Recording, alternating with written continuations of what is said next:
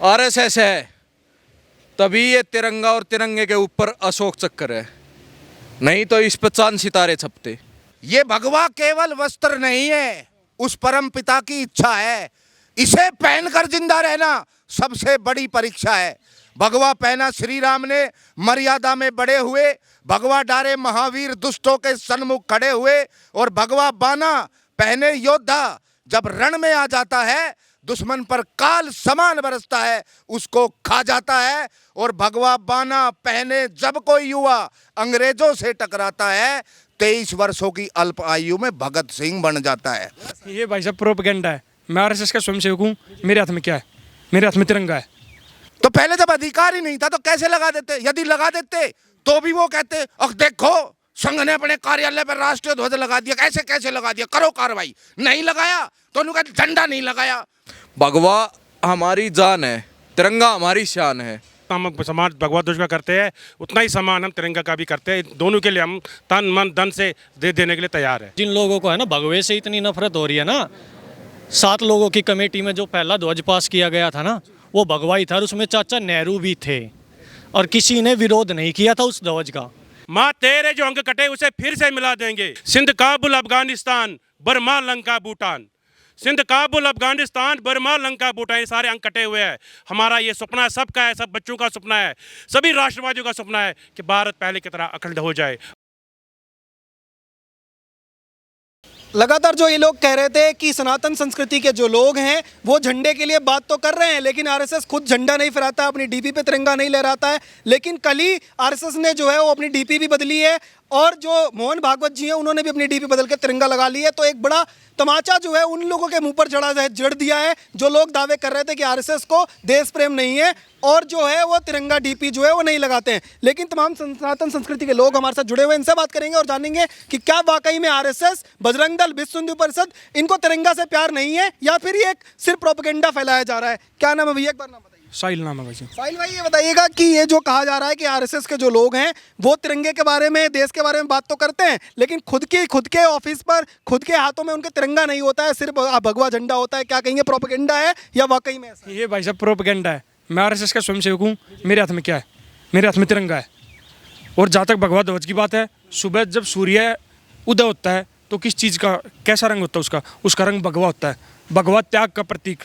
भगवा हमारे साधु संत पहनते थे जिन्होंने इस देश का गठन किया, जिन्होंने इस देश का ढांचा तैयार किया, भगवा वो आदमी पहनते थे।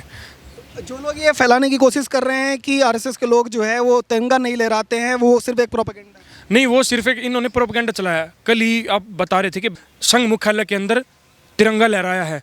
जो हमारे आरएसएस के चीफ हैं मोहन भागवत जी, उन्होंने भी अपनी डीपी पे तिरंगा लगाया। तो आप ये कैसे कह सकते कि आरएसएस तिरंगे को तवज्जो नहीं देता?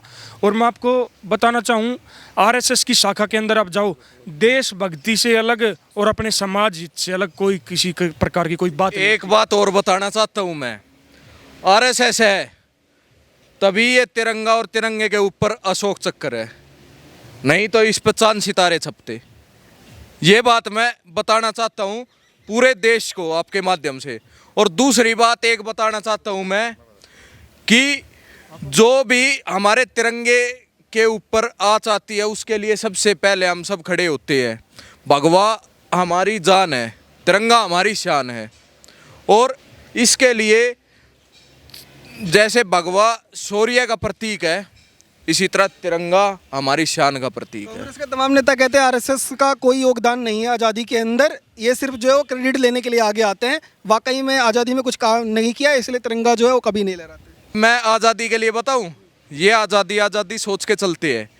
आरएसएस 15 अगस्त को नहीं, 14 अगस्त को अखंड भारत दिवस मनाता है, ठीक है? और अखंड भारत बनाने के लिए संकल्प लेता है।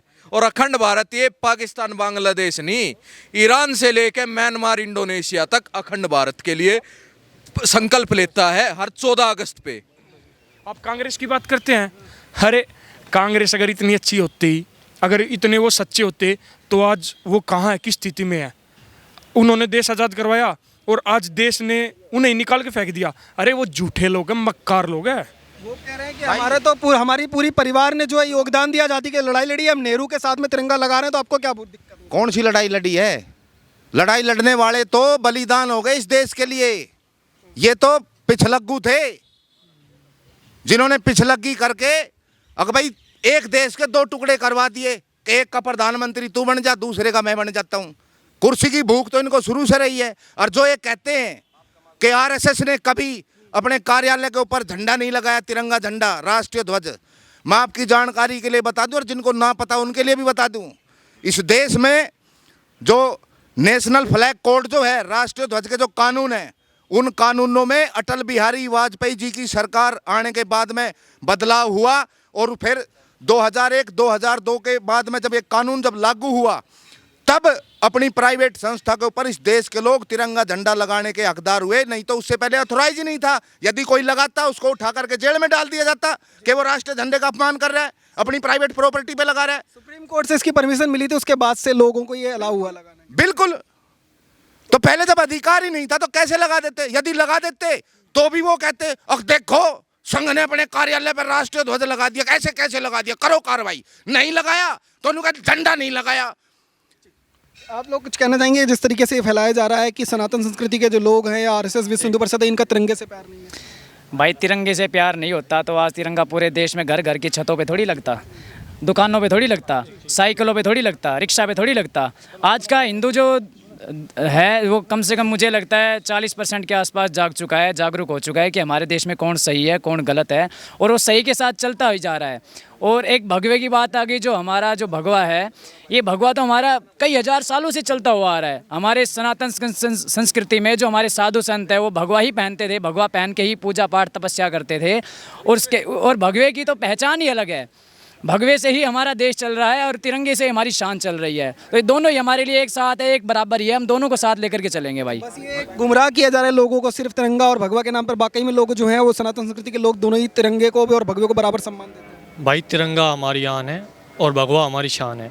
और जिनको मैं बता देना चाहता हूँ, जिन लोगों को है ना भगवे से इतनी नफरत हो रही है ना, 7 लोगों की कमेटी में जो पहला ध्वज पास किया गया था ना, वो भगवा ही था और उसमें चाचा नेहरू भी थे और किसी ने विरोध नहीं किया था उस ध्वज का। ठीक है, ये तो बाद में जो ये राजनीति खेली गई है ना, इसके कारण ये सब हुआ है, वरना आज के दिन हमारा ध्वज जो होता वो भगवा ही होता। अरे यार साहब सीधी बात बताओ, देश 1947 के अंदर किस आधार पे विभाजित हुआ था? हिंदुओं के लिए हिंदुस्तान भारत और इस्लामियों के लिए इनके मुसलमानों के लिए पाकिस्तान मांगा था। भाई उन्होंने अपने मजहब के आधार पे तो मांगा था अलग देश। अच्छा ये बताइएगा, आरएसएस का और विश्व हिंदू परिषद, बजरंग दल के तमाम लोग, आप सभी लोग हैं, ये बताना कि भगवा ध्वज और जो तिरंगा ध्वज है, इनके बीच एक खाई की तरह दिखाया जा रहा है कि ये अलग है, ये अलग है, और जो लोग हैं आरएसएस वाले इसको मानते हैं, इसको नहीं मानते। एक लाइन में अगर आंसर देना हो तो क्या आंसर देना? भाई आज मैं बताता हूँ, यो भगवा है ना, भगवा, ये भगवा केवल वस्त्र नहीं है, उस परम पिता की इच्छा है। इसे पहनकर जिंदा रहना सबसे बड़ी परीक्षा है। भगवा पहना श्री राम ने, मर्यादा में बड़े हुए, भगवा डारे महावीर दुष्टों के सन्मुख खड़े हुए, और भगवा बाना पहने योद्धा जब रण में आ जाता है, दुश्मन पर काल समान बरसता है, उसको खा जाता है। और भगवा बाना पहने जब कोई युवा अंग्रेजों से टकराता है, 23 वर्षों की अल्प आयु में भगत सिंह बन जाता है। तो वो भगत सिंह थे जिन्होंने कही कि मेरा रंग दे बसंती चोला, मेरा रंग दे बसंती चोला, मेरा रंग दे बसंती चोला, मेरे रंग दे बसंती चोला। ये जो भगवा है और तिरंगा है, एक हाथ में आपने तिरंगा भी पहना हुआ है, इधर भगवा भी पहना हुआ है, क्या इनमें कोई फर्क आपको लगता है कि बार कोई सिखाता है कि इसको ज़्यादा मानो इसको कम मानो, ऐसा कोई सिखाता है कभी? नहीं, सही नहीं सिखाता कोई भी, दोनों सेम ही है। और आप लोग बराबर मानते हैं दोनों? Yes sir. उनके लिए ये संदेश है कि हम हैं, भगवा है, जभी भगवे के ऊपर अशोक चक्र है, जभी तिरंगा है, भगवा है तो तिरंगा है। अगर भगवा नहीं हो तो चांद सितारे छपे पाएंगे इस पे, ये गारंटीड है। 1947 के बाद चांद सितारे छपे, छोटे नहीं छपे आ रहे, वीडियो वायरल होने लग रही सोशल मीडिया। मुजफ्फरपुर में बिहार में मुजफ्फरपुर में फहराया तिरंगे झंडे के ऊपर अशोक। मैं यूपी के अंदर तिरंगे के ऊपर अशोक चक्र हटा के चांद सितारे छापने लग गए हर जगह। 47 के टाइम में बाप का माल समझ गया, दादा बांट लिया दोनों ने। अब जो चांद तारे लगा रहे हैं, क्या 2047 तक फिर से इस्लामिक राष्ट्र बनाने की तैयारी, उसी का संदेश? तैयारी कर रहे हैं, ये तैयारी कर रहे हैं, लेकिन हम नहीं होने देंगे ये चीज। हिंदू समाज एक हो चुका है और जागृत हो रहा है। ये 47 नहीं, ये अपने उल्टा जो 47 में जो पाकिस्तान लिया था ना, इन वहां सरकाओगे। जो ये जो कोशिश कर रहे हैं 2047 तक कि इसको इस्लामिक राष्ट्र बना ले, ये अपनी एडी चोटी तक का जोर लगा ले। जो हमारे सनातन संस्कृति के भाई है ना, हम सब अपनी जान पे खेल करके इस देश को बचाएंगे, सनातन संस्कृति को आगे बढ़ाएंगे। लेकिन जागता हिंदू भागता जिहाद। जय श्री राम। लेकिन एक बात हिंदू समाज को एक स्पष्ट संदेश देना चाहता हूं मैं, ये 2047 का सपना पूरा नहीं कर पाएंगे कभी भी, लेकिन हिंदू समाज को भी जो बच रहे हैं ना, वैसे बहुत सारे तो जागृत हो चुके हैं, लेकिन जो बच रहे हैं वे सशक्त हों, एक हों और जागृत हों। ये सबसे मेन जरूरी है। तिरंगा भगवा ध्वज हमारे दिल में समान है, समानता करते हैं। जितना हम समान भगवा ध्वज का करते हैं उतना ही समान हम तिरंगा का भी करते हैं। दोनों के लिए हम तन मन धन से दे देने के लिए तैयार है।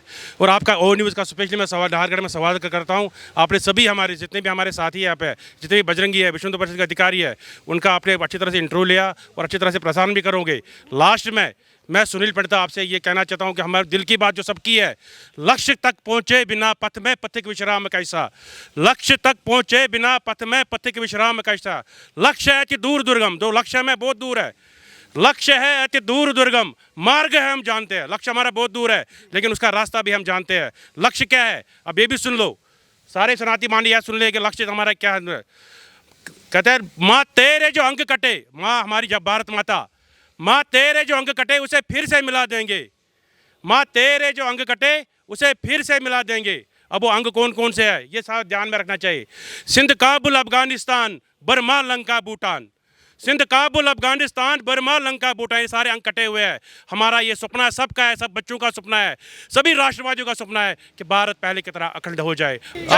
आप सभी का हमारे ऊपर ऐसे ही प्यार मोहब्बत बना रहे और हमारे भी ऊपर आपको प्यार मोहब्बत बना जैसा हमारा चल रहा है। मैं आपको बहुत साधुवाद देता हूँ पूरे नाहरगढ़ की तरफ से, आप यहाँ पे आए, आपका बहुत बहुत धन्यवाद।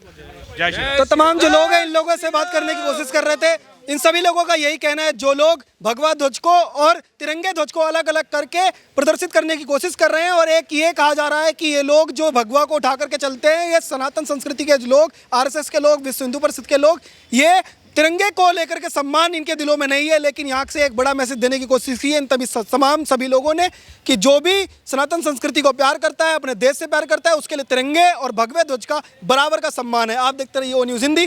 धन्यवाद। जय हिंद।